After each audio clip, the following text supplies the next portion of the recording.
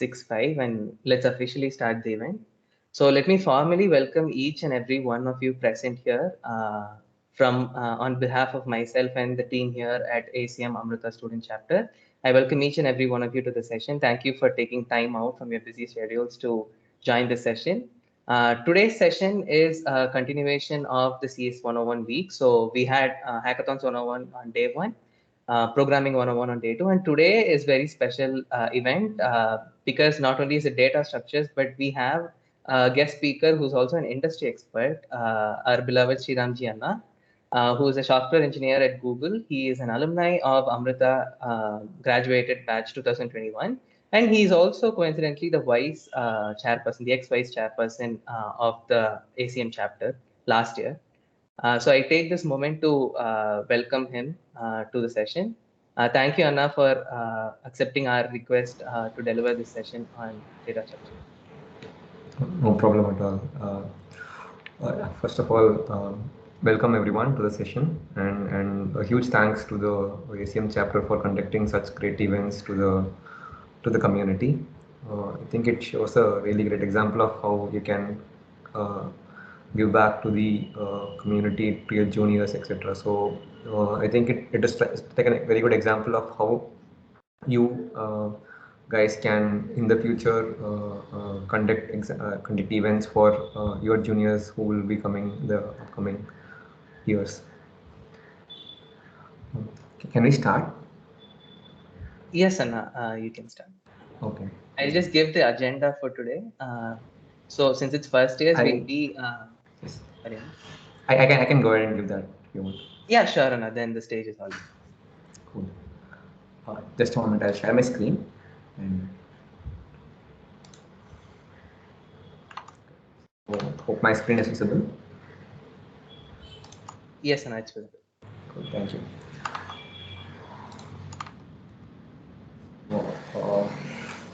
So this session is going to be just a quick intro. We'll be ending in even before time, even though we start 5 minutes after the scheduled time.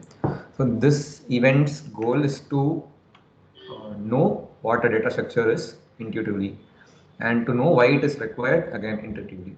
So you'll be since you guys are in first year, I think your data structures course would be coming up in either in the upcoming semester or in your second years, if I'm not wrong.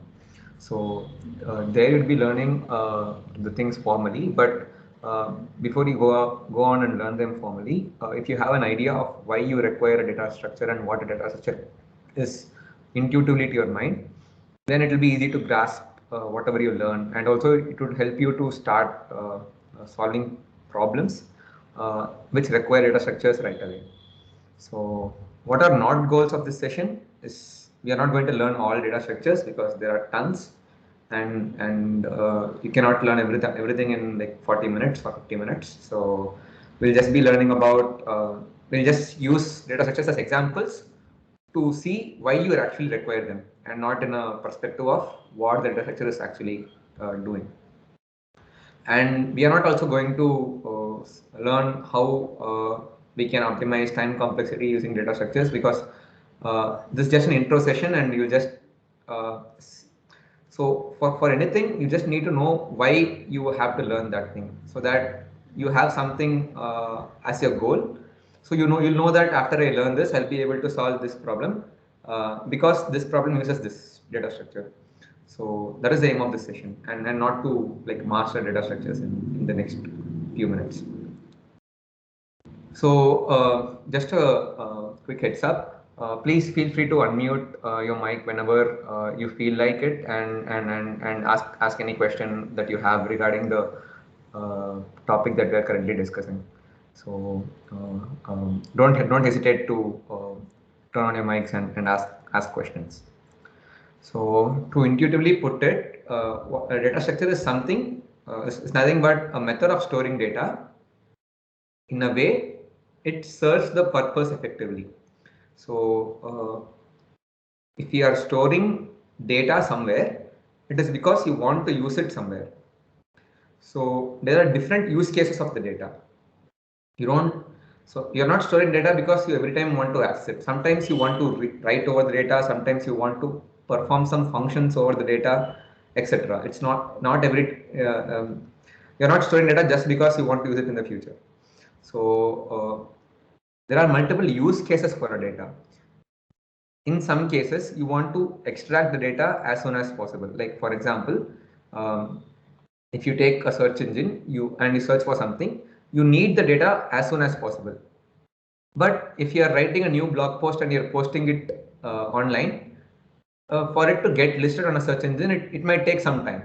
So here, if you see in this example, reading the data as soon as possible, that is whenever you search something, getting the data as soon as possible is the first priority, rather than modifying the already present data. That is the whole internet.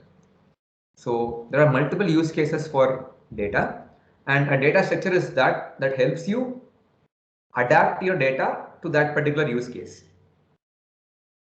So what are those use cases? To broadly put it, the total use cases can be summed as, first one is to add new data to the existing set of data. Let's say you have 5 numbers with you and you want to add a 6th number to your total data, then that is adding new data. Deleting data. So you have 5 numbers with you and you want to remove the 3rd number. So, and then the remaining data you want to store is just the 4 numbers. So that's the delete data use case. Third is the modifying existing data. That is, bro. Yes. Is it similar to database, bro? Yeah, I really wanted to cover that. Thank you for the question. So data structure is different from database. So to confuse you and also not to go deep into it, database is something that programs, or for example, how to put it in a way that is very simple. Okay, so everything that you store, you will be storing in a data structure, but not every data structure is easily viewable by human beings.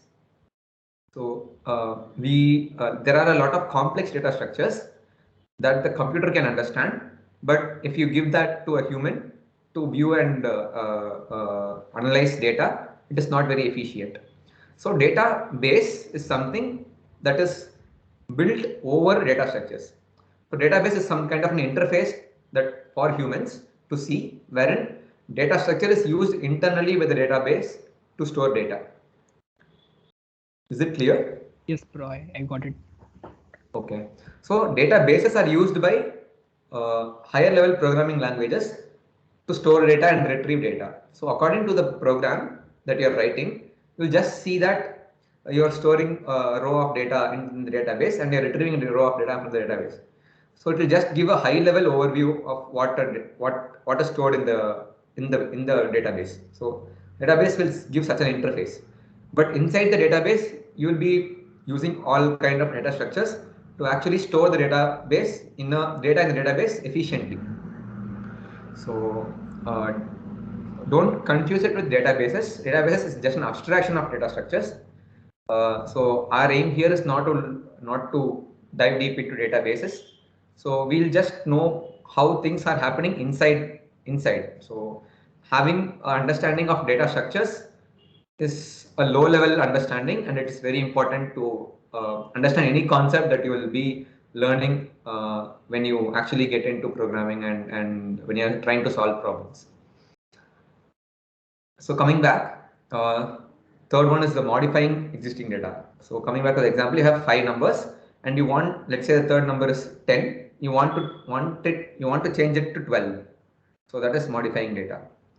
Accessing a particular element. Again, you have 5 numbers with you. Just imagine 5 numbers on my hands and not in any structure, and you want to access 4th element. So you want to read what the 4th element actually is. So that is what I mean by accessing a particular element. Element here means a single point of data. Data is a collection of elements. Element is a single point of data.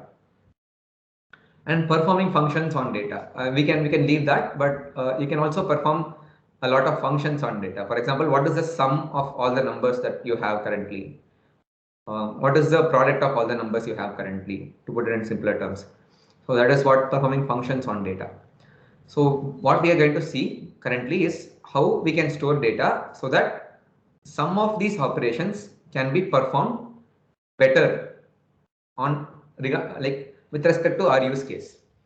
For example, some use cases, as we saw earlier, requires some of these operations to be fast and some of these operations to be slow.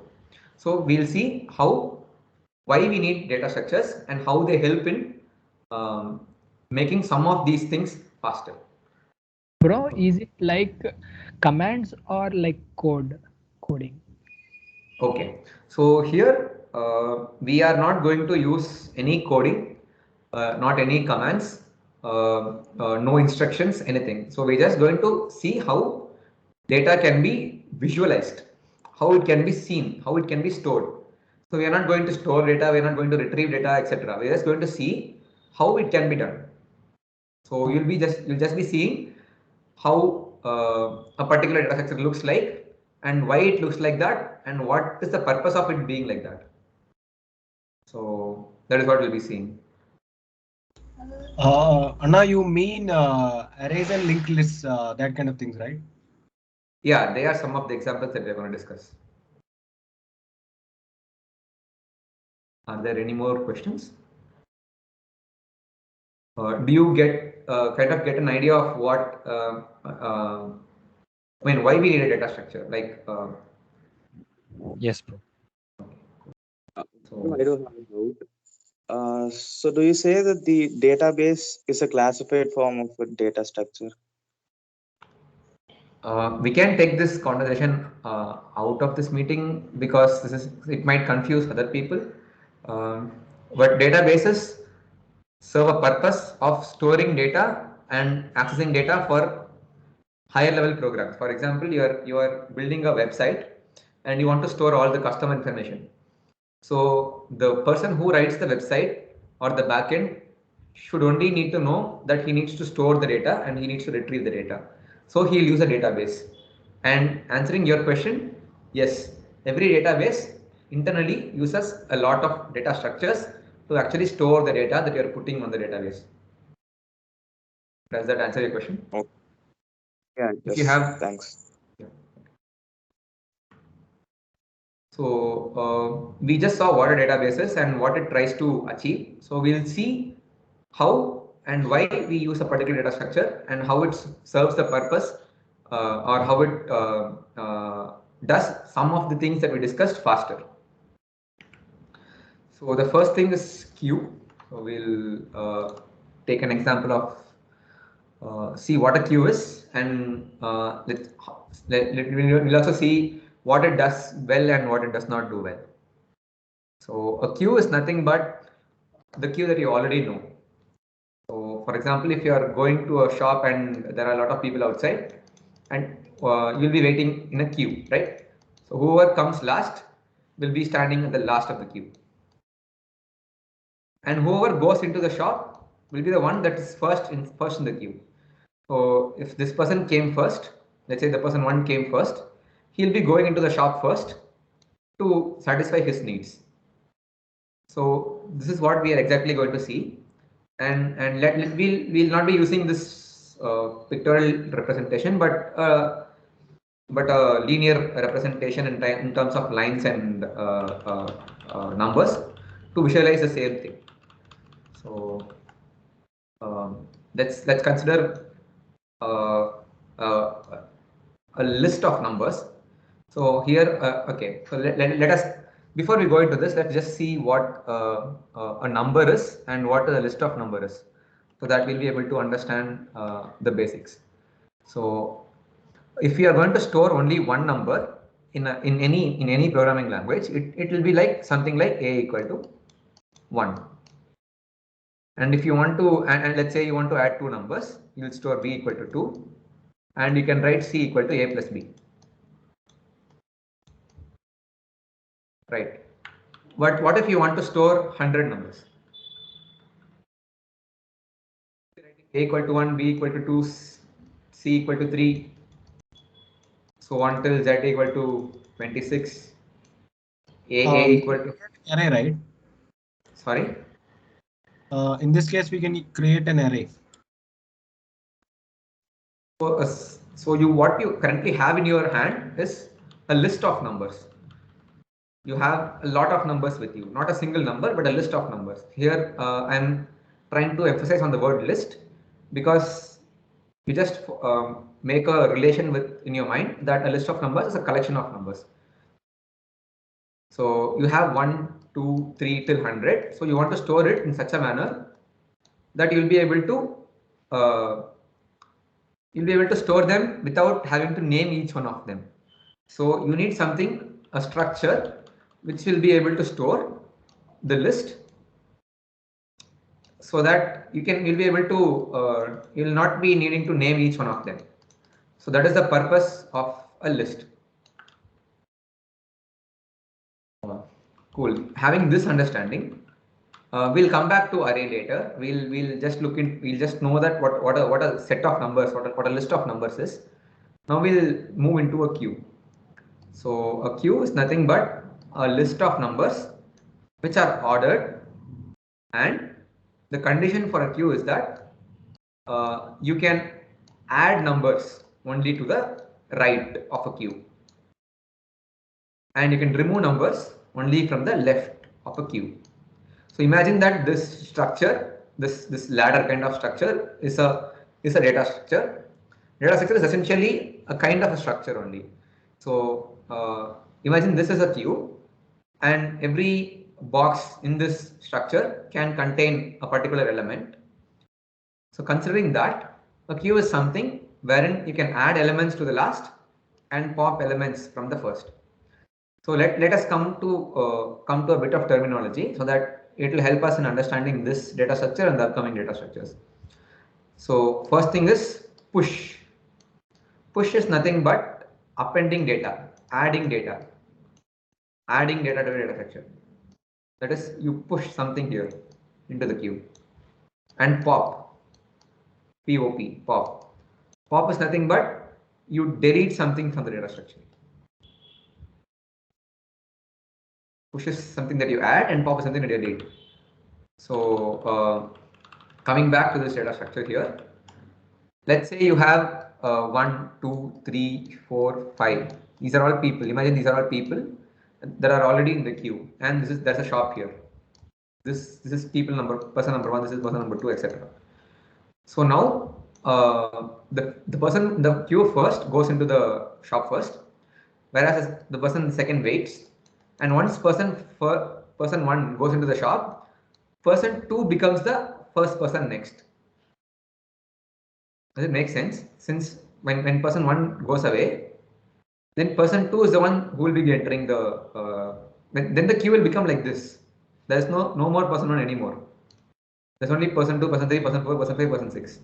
And when person 2 also goes in, then there is no person 2. There is person 3, person 4, person 5, person 6 only. And if you are going to add, let's say some person comes to the shop and waits, then he'll be person 7 waiting here. Person 8 will be waiting here, and so on. So this is how we visualize a queue. So here let us talk. Yeah. Bro, if 1 goes inside, then 2 become 1, or 2 position will become 1. Okay. I'm sorry for the confusion with the numbers. So we are not concerned with the number of the person. So let me put it in other words. Now when one leaves, there is no more 1, and 2 becomes the two does not become 1. 2 is in the front of the queue. Does that make sense? 2 is in the front of the queue. Yes, sir. 2 is not anymore the first person. I'm not saying that 2 is not the first person.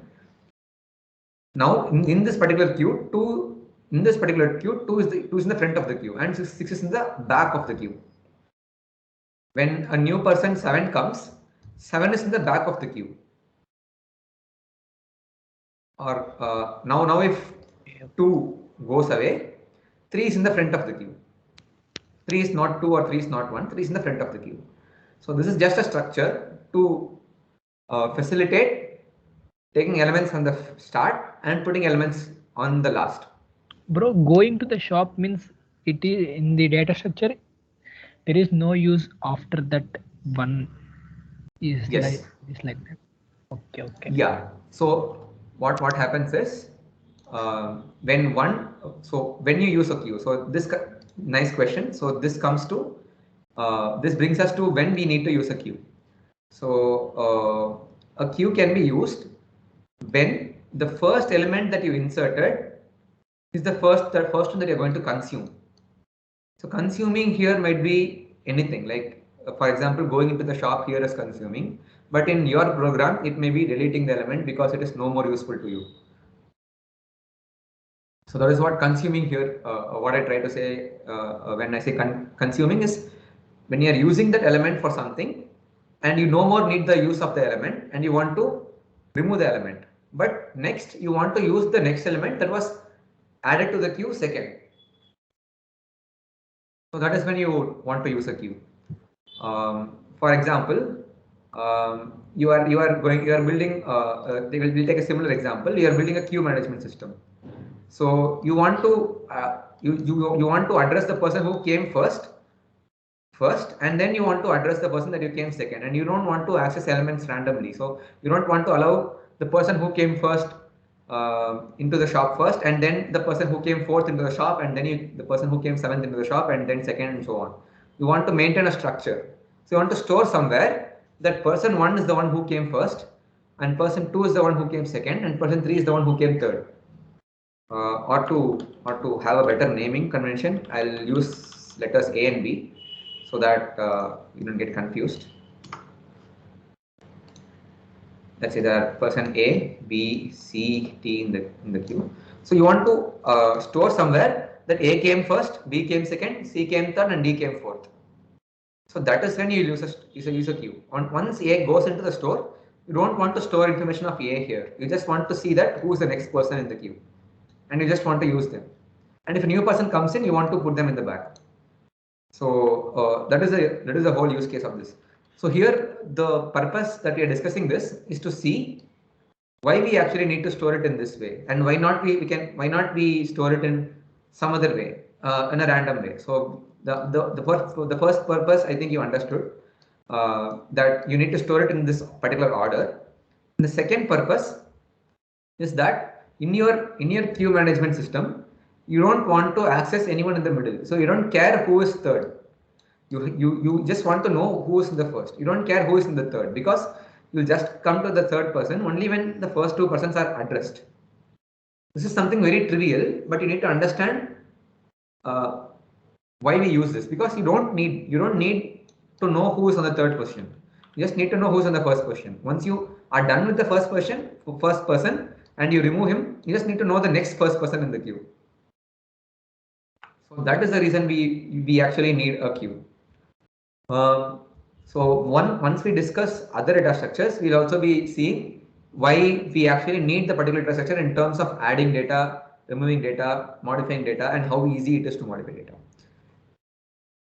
Okay, so quick question. Is it useful for adding and removing also, bro? Queue is used for adding and removing also. I didn't understand the question. Can you brief more on it? I mean, in the previous slide, we see about the modifying the data and the adding new data, removing the data. Can we add and remove the data or modify the data in the queue form? Yes. So currently, removing a data, yes, we can remove the data that is in the first of the queue. So if you want to remove, the condition of, we are removing and adding, but how can we modify in queue, bro? Yes, that is my question. So can you modify something in queue? Yes, only if we want to access the start and the end, we can do that. Okay. What if I want to change the C to something like Z? Okay, then we'll move the other elements first and then change C. Correct. So in that case, then that does not serve the purpose of a queue, right? So if you're deleting something, yeah, we can put ABZ and DLF again in a new queue. at back of F. Okay, I get it. So that's how you modify data. But the idea of a queue, so but if you're going to modify the data, you would not have used queue in the first place. So this is what I want you to understand.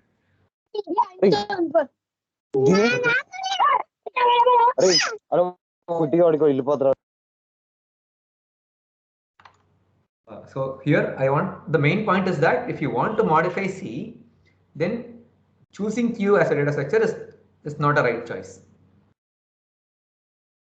That is the point I want to make. If you want to modify something in the middle, that is not the nature of a queue. Yes, you can modify the data by like removing A, removing B, removing A and putting it back here, removing B, putting it back here. I don't want to get into this right now, but you can modify C. But the purpose of you using a queue is not to allow modifications in your queue. So the main reason why we are discussing this is the intuition behind you using a queue. You are using a queue because you only want to remove elements from the first and you want to add elements in the last. You do not want to modify elements in the middle. So that is why you're using a queue. Bro, is it like a stack of books or something? Can we relate it like that? Yeah, we'll come back to that. We'll come back to that. Okay. It's not like that. So in a way, yes. I'll use the word a queue of books because stack would confuse the next topic that we're going to discuss. Let's say a queue of books, book A, book B, book C, book D, and you can just remove the. But in books, you can also remove the middle one, right? You can just put your finger and then remove the middle book, right? So yes, probably if you see it like that, then you cannot visualize it like this. Okay. Okay, cool. So is there any doubt on when we would be trying to use a queue? Like when we search for petrol rates, they will be adding and. Okay, in petrol bunks, yeah. Yeah, okay. So in ration shops, bro. Yeah. Nice examples. So next we would come to a similar data structure that is called stacks. So stack is nothing but you put one thing over the other, so that if you put one over the other, you will not be able to access the one that you already put. So consider a bucket for a stack, and you're going to put a lot of books in the bucket. Okay, so no one puts books in buckets, but just imagine you're putting books in buckets. So let's say you put book 1 into the bucket. So bucket here is closed, right? You're not trying to melt the plastic in the bottom and then take it from there. So bucket is closed in the bottom. So you're putting in book B1, and then you're putting in book B2, and you're putting in book B3. So this is how a stack looks like. Stack is nothing but you are storing elements so that the first element you put goes deeper, second element you put goes over the first element, third element you put goes over the second element, and so on. So this is how you visualize a stack. And coming back to the purpose we store this elements like this is because you always want to address the most recent element or consume the most recent element. So relate back to the word consume that we spoke earlier. Consume is something that you want to access that element or use the element in your program, and don't worry about every other element. So that is what I mean by consume. So a stack is used when you want to consume the most recent element that you put into the data structure. So what if, okay, so what if you want to access B2 here? How can you do that? Take out B3. Correct, yeah. So you cannot access book B2 without taking book B3 outside the stack. So if you want to take book B2, again, you have to take every book that is above B2, only then you'll be able to access B2. So our aim is not to access B2, but the aim of us using a stack is because we need to use the most recent thing that we put into the stack, right, to be consumed. For example, you can visualize this as the undo redo that I'm currently doing. So whenever I do undo, you see things disappearing. So the things are disappearing. The first thing that disappears is the one that I drew last. For example, I am drawing a triangle, a square, and a circle. So if I press Ctrl Z, the first thing that disappears is the circle, because it's the most recent one that I used. So this is the use case of a stack. So if I give Ctrl Z again, the square is the one that is disappearing. So it is similar to that. So I think you'll be able to visualize what I'm trying to say. So the main purpose here is to actually consume the most recent element. So yeah. So what is there between stack and queue? Okay. So in a queue, what was the element that I consumed first? Let's say I added B, A, B, C, D into the queue. A was the first element to get added, and B is the second element to get added. So which is the first element that you consume in the queue? The element which is added in the first, bro. In the Not first. the recent. Yeah, this is the oldest element. A is the oldest element, right? And Yep. E is the newest element that I added. So in a queue, you want to consume the oldest element that you added, but in a stack, you want to consume the newest element that you added. Let's say I added B4 right now, and if I want to do something with the stack, what I can do is I can only consume the newest element. So that is the difference between a stack and a queue. In a queue, it is first come, first serve. It is first come. The person who comes first is the one that is getting served first. So first come, first serve. In a stack, it is different. The latest person is served first. Last in, first out. Yes, last in, first out. The person who comes at the last, or the book that comes in the last in the bucket, is the one that is being taken first. So the purpose I am discussing this is to make you realize that you use a data structure depending upon the need. You don't want to use a stack just for the sake of using it when you actually need to access the oldest element. You don't want to use a stack because you need to access any element in the middle, because you cannot do so without disturbing a lot of elements on the top of the stack. So what you want you to take away from the session is not how a stack is constructed, or not how a queue is constructed, but you have to use a particular data structure or visualize a particular problem as a data structure on the requirement of what the problem asks, or what is the need for you to use a particular structure, which relates to the logic of what you're solving. For example, if you're trying to solve, for example, a browser history, then you'll be using a stack and not a queue. And if you're writing some program for a shop to manage queue, you will not be using a stack. You just need to realize the purpose of why it is being used. So I hope you get the purpose of why we are discussing this. Okay, so going back to the list that we discussed earlier. So one thing that that is always important in anything is the order in which we store things. You saw that in a queue, things were in a particular order. The person who came first has to go first. In the stack also, things are in a particular order. So everywhere it is important to store things in an order and not in a random fashion. So one such thing that one another data structure that helps you store things in order is an array. So I think a lot of you will be already aware of what an array is.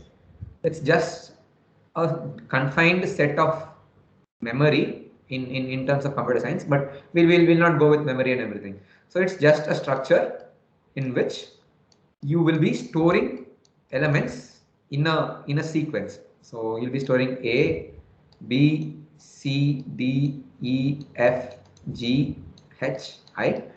You know that they are in a order, in a particular order. So if you want to, okay, so let's say there are, I think, 9 elements over here, and you want to store that you want to store them in a particular order. So you want B to be 2, you want D to be 4, and you want G to be 7, and so on only. You don't want you don't want D to be in some other position, because you need to store this order, and because your program needs this order to be intact. So that is when you use an array. So the main purpose an array tries to solve is access.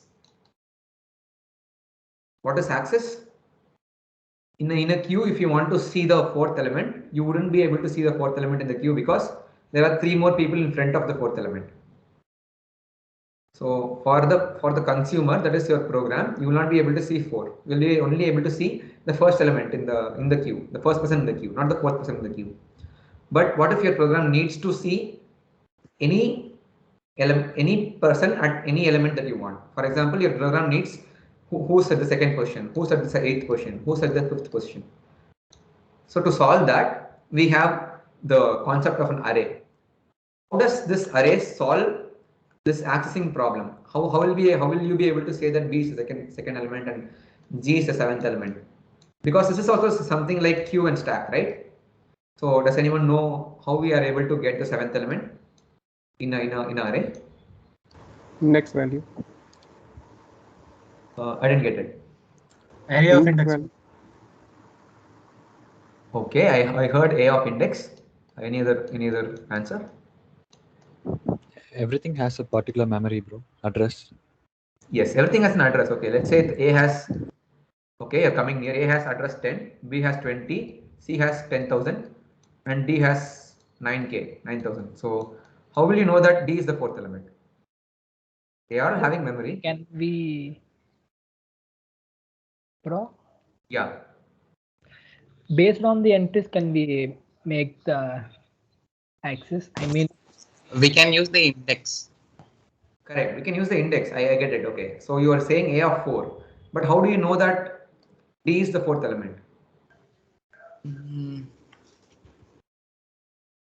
Okay. The length of the array. Okay.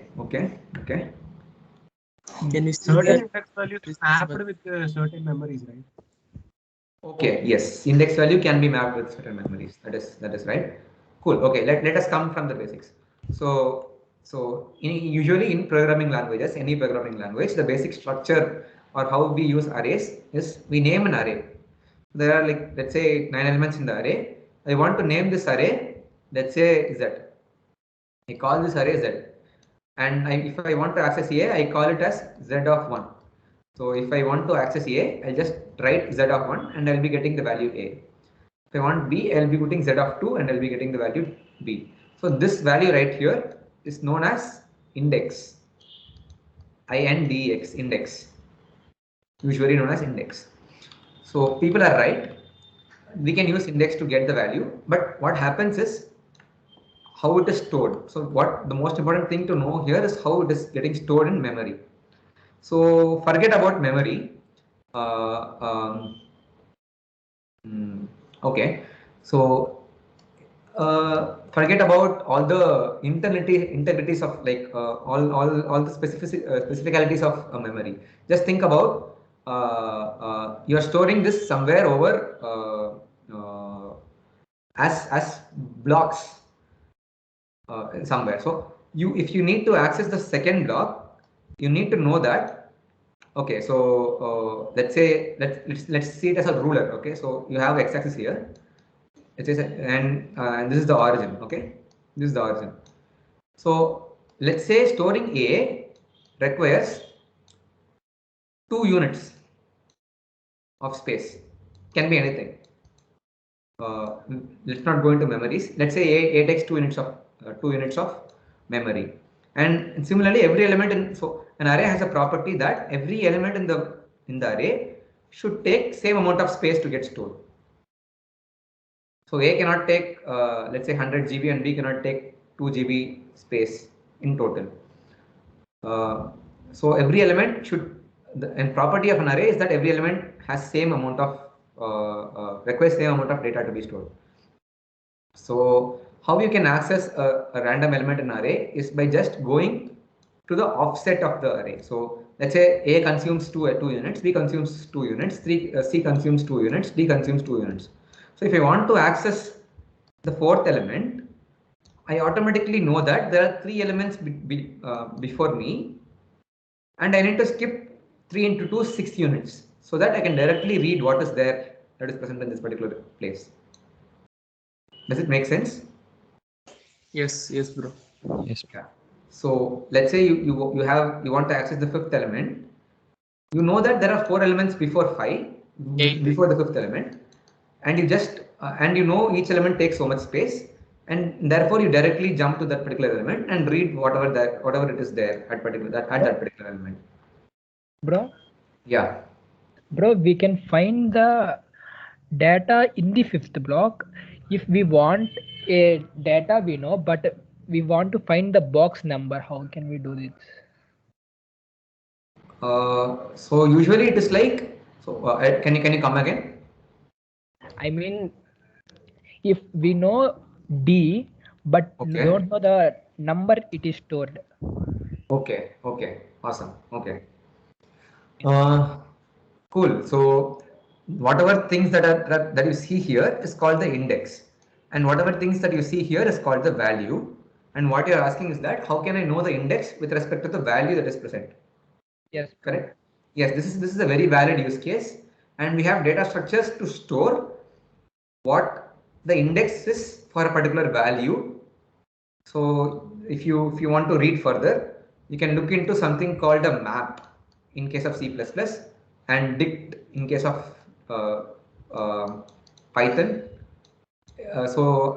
You can easily find this online, and you can read more about it. So a map can be used to map that B has an index 2. We will not get into that. This is out of the scope of this particular discussion. But there are this use case is not solved by an array, but there are elements. There are data structures which solve this use case, and you will probably come across those data structures very soon. Whenever you try to solve problems, you'll actually need this particular use case. You would want to know what is the index of 2, or what is the index of this particular element in my array, and then you will be needing the data structures that I said to solve this purpose. But this is something that we won't discuss over here. But if you want to read further, I already said those map and dictionaries which you can look up online and read.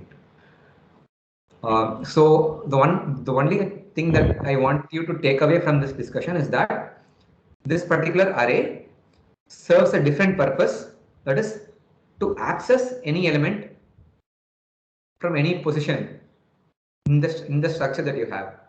So how does this do it?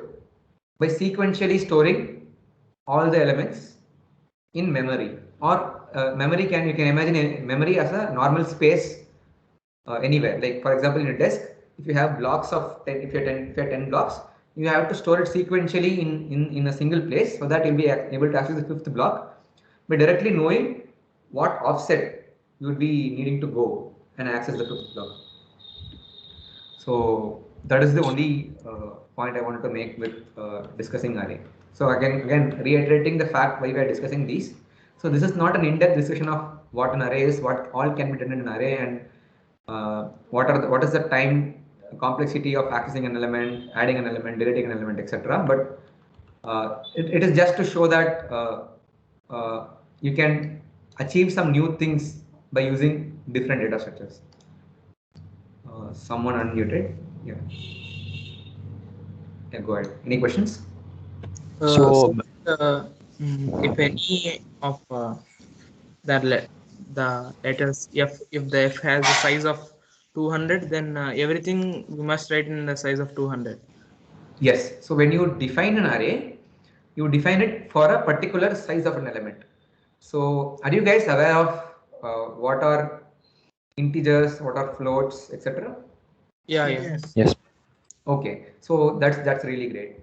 I need not cover that here then. So an integer, okay, just to give a small brief to people who don't know, an integer is just a number, like from 1, -1, 10, 100, anything that you store in a memory, and they have a size That is either 4 bytes or 8 bytes, depending upon whatever language or whatever version you use.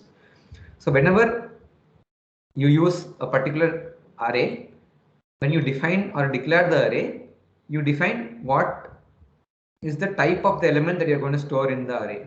So here I stored A, B, C, which are characters. Characters are nothing but A, B, plus whatever you can type with your keyboard. The strings that you or okay, not strings. The characters that you type with your keyboard, they are formally called as characters in programming languages. So here I have written A, B, C, D, right? So these are things that are being stored here, and everything has the same memory. So every character, irrespective of whether it's A or plus or anything, it has the same memory of 2 bytes or 1 byte, depending upon the languages or whatever it is. So they have the same underlying space that they occupy everywhere. So one question here, what if you want to delete E?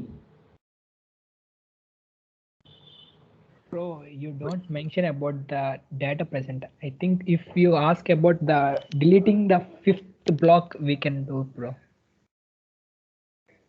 Yeah, that is what I meant.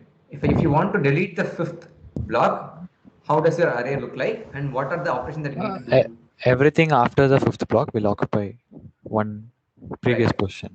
Yes, bro. I mean 10, deleting 10. Skipping the 10 and delete the 10th one. Okay, yeah. So if you want to delete this element, you have to, the index 5 is going to remain the same, but you have to move all the elements back to their actual positions. Because why? Because all the elements need to be sequential. You cannot have something like there are no element in 5. So this should not happen. This is not the property of an array.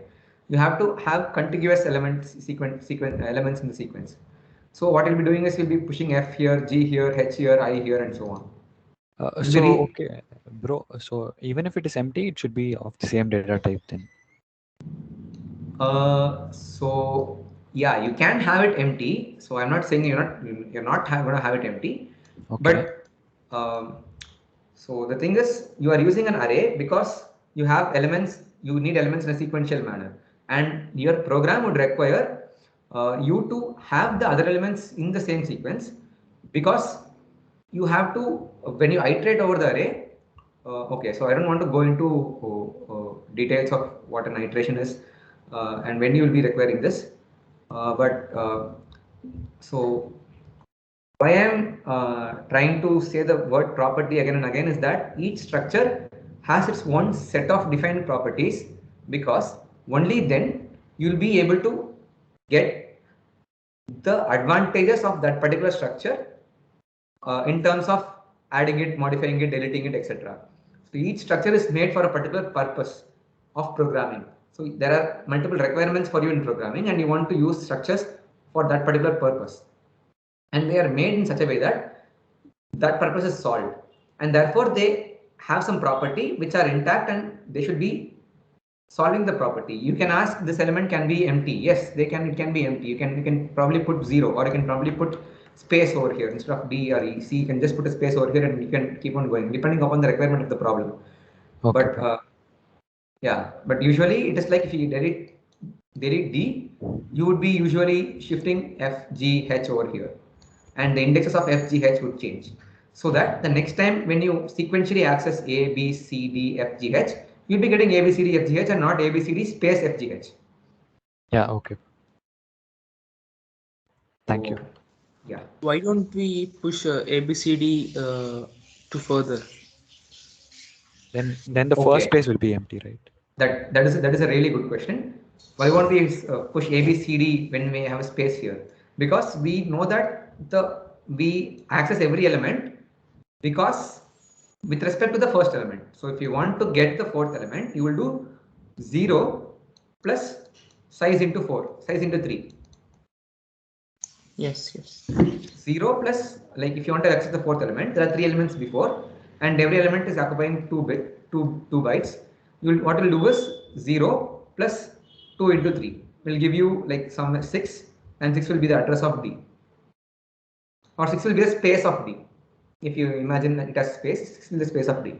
But if you move everything back, what will happen is you'll not be able to calculate the position of everything after that, because 0 will no more be 0. 0 will become, if you move A over here and B over here and C over here and nothing over, and you delete this particular thing, then you will no more be having 0 over here.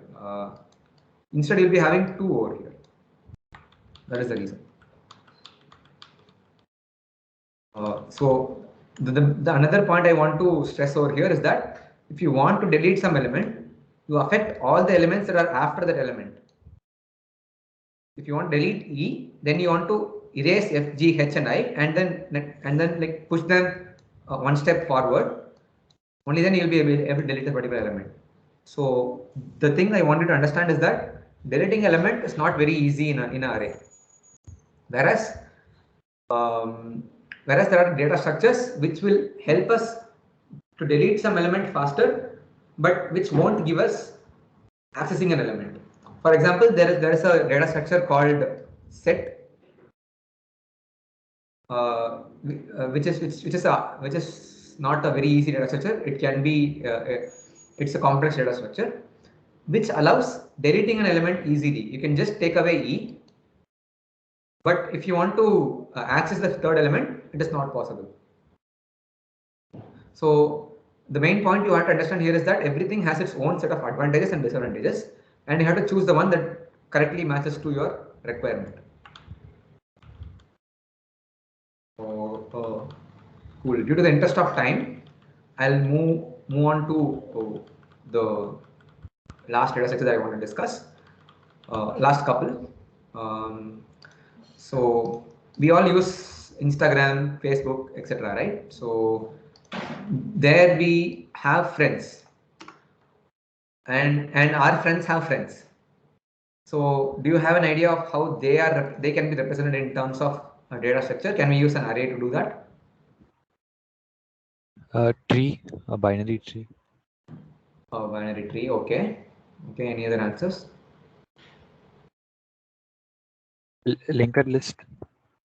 Linked list, okay. We are not covering linked list in this session, but A net-like structure. Net-like structure. Okay. Okay. Yeah. Everything that was said is very near to the answer. So you want to now you cannot store. Let's say you are storing your friends list as a array. You store your friend 1, friend 2, friend 3 as an array. All right. So now you want to also store who are friends of your friend 1, because only then you'll be able to see the mutual connections, right? Mutual connections or first friend, second layer friend, etc. So then how would you store all the friends of F1? You can say that I can create another array here for friend 1, which will store all the friends of friend 1. Let's call them G1, G2, G3. Similarly, for friend 2, you can also store let's call them H1, H2, H3, who are all the friends of F2. That is your friend. Your second friends, all friends. So what if you want to store the friend of, what if you want to store your second friends, first friend? Then you cannot keep adding multiple dimensions. So if you see, we had a linear array initially. Then we had a second dimension to that. Now if you want to store all the friends of H2, even F3 will have Z-axis. Yeah, we have to go to Z-axis. So what if you want to find the friend of friend? Then you have to go deeper and deeper, and you have to like create multiple dimensions, 5th dimension, 6th dimension, which is not very scalable. Also, friend of F1, that is your fourth friend, might also be a friend of a second friend. So this F4 and this H2 might be the same person, but you're storing them twice. Yes, bro, it's difficult to, like in array is difficult, bro. Yeah, correct, exactly. That is the exact point I'm trying to say. This is not a use case of storing it in arrays. So that is why again, we need a separate data structure. So this answers the question of why we actually need data structures and why we need different data structures. So this is the question I'm trying to answer here. So to just give a heads up into this, I will just be giving out what we do and how we store it, but all the further readings you can be like taking a look into it and probably go over it personally. So what if we let's say let's look at it differently. So let's say you are here. So this is you. Okay. And let's say you have like 3 friends. F1, F2 and F3. And let's say your F2 has again 3 friends. H1, H2, H3. So now we're coming back to the same use case. What if your F3 also has friend H2? So what we can do is we can store things like this. We can store friend 1, all these U, F1, F2, F3, H1, H2, H3 are all people or they are all elements. So we can store elements as they are, and what we can store extra is how these elements are related to each other. So each of these arrow marks determine that you are related to person F1. So this arrow mark denotes related to, or it also denotes friend of, or whatever you need to call. So this particular arrow mark denotes some information that between you and that particular person. So if you are visualizing this as a structure that I showed right now, then you can directly mark F3 to H2, and you are automatically storing that F3 is a friend of H2 because F3 and H2 are connected. Yes, bro. But so yeah, bro, when we see it in this manner, but the structure will be exactly complex and Is it a cannot graph, bro? find the exact path. I think it's difficult to know the exact path, bro. Correct, absolutely right. So yes, it is. So I'll come back to that question. Yes, so this particular structure of storing things as nodes. So you whatever thing that you store in the circle that you called as node in a particular graph. So the whole structure you call it as a graph, and a particular node is what you call as a node. Like particular entity in the graph is what you call a node, and these are called edges. So let's not go into nodes and edges and everything. So that you'll be learning surely in your data structures course, or if you're trying to solve problems, you'll be surely able to learn it in blogs online. So this is something that gives you an example of a structure that exists on how like. So what you need to know from this is that there is a structure which you can make use of so that you solve that complex problem of storing friend of friends. So there is a structure for this, and there is a dedicated structure for this which you can make use for that particular use case. So that is the one I am trying to say over here. So yes, this is called a graph. There are multiple other use cases for a graph, and there are multiple sub data structures. That is, there is something called a tree that comes under this graph, and even in trees there are multiple segregations. There are like directed trees, directed acyclic. In graphs there are multiple smaller components like trees, directed acyclic graphs, etc., which you will be learning in your future, and I'm very sure that it will be very interesting to learn about these. But right now what I wanted to understand is that there exists some data structure for every purpose that you can think of. You just need to see which data structure correctly maps to your needs, and if your need requires, for example, use of 3 or 4 data structures combined together to solve the purpose that you really want to solve.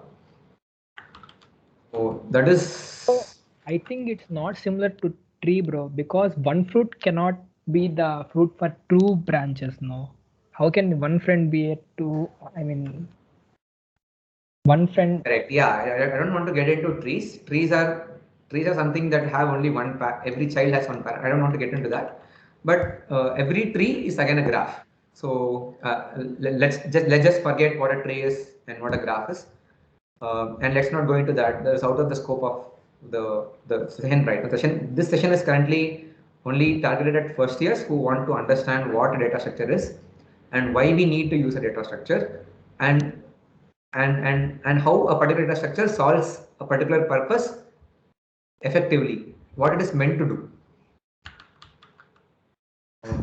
Okay, bro. Yeah. So if you really want to look into learn more about data structures and learn more about solving problems via data structures, there are a lot of blogs online. So the method I would recommend you to start solving or start learning data structures is to first start solving problems. So you would like to learn a data structure only if you have a need to apply the data structure. So if you blindly go and study what a graph is, what a tree is, what a linked list is, what an array is, what a stack is, what a queue is, you will be learning that, but you'll have a additional motivation when you have a problem which needs the particular data structure to solve. So I know that when you try to solve a problem, you will not directly know that you will need something like a queue or stack that is required, because you don't know that they exist. But if you go on to see the solution of the problem and they use something like this, then you can directly go into any blogs. For example, there are blogs on CP algorithms. There's a website called CP algorithms. You can look for, let's say, you can Google stacks CP algorithms, and you'll be getting a blog over there, and you can probably start looking into what it does, and they'll also give a set of problems which you can solve using the data structures that you learn in that particular blog. So that is something that you can go home or after the session and probably pick a particular problem or pick a particular blog, look at a problem, then look into the concept and try to solve the problem. And I'm really sure that you'll be having a lot of fun learning the data structure and solving the problem, because you just like applying the data structure that you currently read for the particular problem. So yes, this is all I wanted to cover. I had a couple of things more to cover, but I think I covered the main purpose of what main goal of the session. That is to make you understand why you need a data structure and why it serves a purpose in according to the requirement of your problem. So is there any doubt on this particular part of why we need a data structure, or do you have any confusion on understanding how a particular data structure solves a particular problem? No, bro, it's good. I got it. All right. All right. So that is all I had. And thank you very much for hosting me in this session, the ACM campus chapter. And if you have any more questions that is outside the scope of this session, you can connect with me at linkedin.jam.cf. And if you have any more questions to me right now, probably we can answer them for the next 5 minutes, if it's okay with you, Jagdish. Thanks a lot, Anna. This was an amazing session, and I think everyone would have got a very good idea of why we need data structures and some of the basic data structures, how we use them. One question I think many are having, which we received, is basically the relevance, talking about, so if I learn data structures, it is going to be useful in competitive programming, right? So we made that point clear. But I think we need to give them a bit more idea on how it is relevant for placements and maybe in the industry as well. Maybe if you could answer that one question. Okay, yeah. That's a very important question that you need answers for it in the first place itself. So if you see any programming language, they provide you with a set of data structures. Like they provide you with an array, they provide you with a map, they provide you with a set, they provide you with a stack, a queue, etc. So languages that are higher level languages for example, Python, Java, etc. They have whatever data structure they use, they have implemented it in the backend. So they have implemented a particular data structure on how they have to be implemented in the backend. So whatever they give to you is a set of functions which you can directly use. You can directly use s dot. Let's say you are using a stack in Java or C++. You can just say s dot push or s dot pop. But the necessity for you to which will abstract out the actual data structure from you, because they are the one who is implementing, and you can just call the functions to make use of the data structure. So the main question is, if it is already present, why do I need to learn this? So data structure is a basic concept that is used everywhere in every domain of computer science. So this is a very abstract statement, right? To give you examples, for example, in operating systems, whenever there are a lot of processes that are happening in your Windows right now, you're able to view your browser, you're able to you are also running Teams right now, and you're having like let's say 5 apps in your computer, and there are a lot of processes that are happening in the background, and each process takes an amount of the CPU to run. So each process, okay, I don't want to go and confuse much into this. Probably what I'm trying to say is that even in operating system, there are a lot of data sets that are being used to manage all the processes that are happening right now in your system. So for example, you'll be learning them in your second year or your fifth semester, and when you'll be learning that, you'll be learning about how your operating system manages multiple processes that are happening in simultaneously in your system. Then you will also be needing to know how it handles that and what data structures it uses and how that data structure works. So only if you know how that data structure works, you'll be able to see, able to understand why a system uses that and what is the purpose the data structure is being used. So point number one, it is used to understand. You'll be needing this to understand every other domain of computer science that we'll be learning over the next 2 years. And so you'll be able, if without data structures, you'll be able to see what is happening. But with data sets, you'll understand why it is happening. So that is point number one. And point number two, of course, in problem solving. So problem solving here, I mean, for example, in placements, every company has their first round as a problem solving round. So if you want to get placed in any company, you have to clear the problem solving round, wherein you are supposed to solve two or four problems within the given 1 or 1.5 hours before you even can sit in the interview of the particular company. So to clear that round, you need to solve programming problems which majorly make use of one or the other data structure that you learn currently. So I mean, in the recent days, the competition is like hugely increasing for all the companies. So the companies are increasing the difficulty level of their problems in their first rounds, and companies are even asking advanced data structures in their first round itself.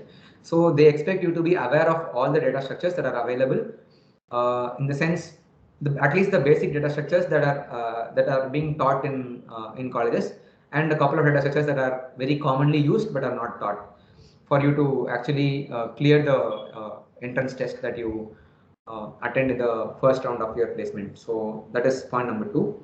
And point number three, learning about them is really fun. So you'll be able to have a lot of fun understanding why it is happening, understanding how optimally a data structure solves a particular problem, and you'll be able to use the concepts that you learn. You need not directly use the data structure in a particular problem, but you can use the concepts that you learn differently. So it just forms a lot of connections in your brain, which you can utilize in solving other problems that you come across. So these are the major 3 points. One is it is used in understanding other concepts, because it is the base. It's the base form of storing data on everywhere. Like even in databases, they store they store things in particular structures. Even in operating systems, they store things in particular structures. Every programming languages internally stores things in particular structures. So to in-depth understand anything, you need to understand data structures. So that is point number one. Point number two is placements, and point number three is it's really fun. Yeah, does that answer the common question, Jagdish? Yes, Anna. That was very clear. I think everyone would have understood now the importance of learning data structures. If you guys have any more questions, we can take it up later, as Anna has given his LinkedIn as well, or you can also send the questions in our groups. We'll make sure we get it clarified for you. So one announcement I have now is that now that the session is over, we'll be posting the activity at 7:30 in the groups. It's basically a quiz on today's session. You guys can take that up. You'll have 15 questions and 15 minutes for that quiz. It's from 7:30 to 7:45. So take a quick 15-minute break, and you don't have to join the session back. It'll be on our WhatsApp, Discord, and Instagram. The link to the quiz. We'll also post it here in the session as well. So I'll take this moment to thank each and every one of you joining, and especially thank Sriram Jana for taking his time out of his busy schedule and giving us this wonderful session. We really learned a lot from you, Anna, and thank you so much for allocating this time for us. We hope to have much more mini sessions in the future. Sure, no problem. And thank you very much once again for the chapter to conducting a lot of such events for the benefit of our juniors. Thank you, Anna. Thank you.